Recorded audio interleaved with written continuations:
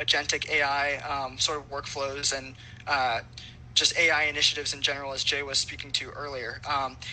And what that really does is it cuts out all of the time and effort and resources that traditionally would have had to go into creating those linkages between the data and keeping that up to date over time. And that has a number of really tangible benefits for folks. We think about the time to value and how when your data team doesn't need to be as focused on building out these linkages, matching up these records, and really managing that over a long period of time, they're able to just focus on what matters most, which is using that data to tackle your priority use cases, whether that... and then leverage that, right, to bring in all of the insights that Dun & Bradstreet has to drive their business. So at a very high level, that's how we would use the DUNS number in this process. Ben?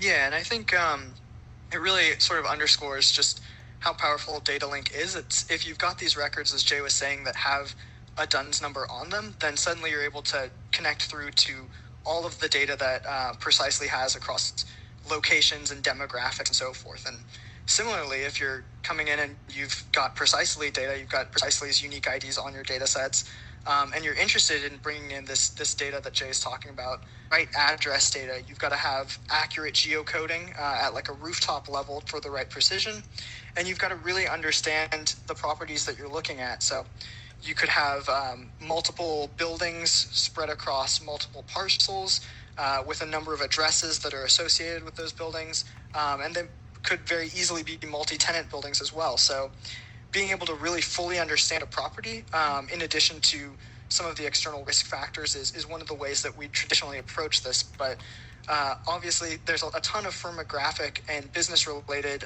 details that Dun & Bradstreet's also going to be able to provide that really open this up from a whole new perspective for you. So, Jay, I'm going to ask you again, sort of, how do you normally... How they can go to data link, right, to get the Precisely ID that's associated with that particular DUNS number and start adding the Precisely data to the mix, right? So the end result is that the solution from an agentic standpoint now offers much more robust data, right? Not just Dun & Bradstreet, not just Precisely, but the ability to, in an agentic workflow, combine it all. Yeah. I think the other thing that it kind of is easy to overlook is that a lot of the folks, the professionals that would have had to spend a lot of time and resources on creating these linkages and maintaining the links between Dun & Bradstreet data, Precisely data, first-party data, are now freed up from that.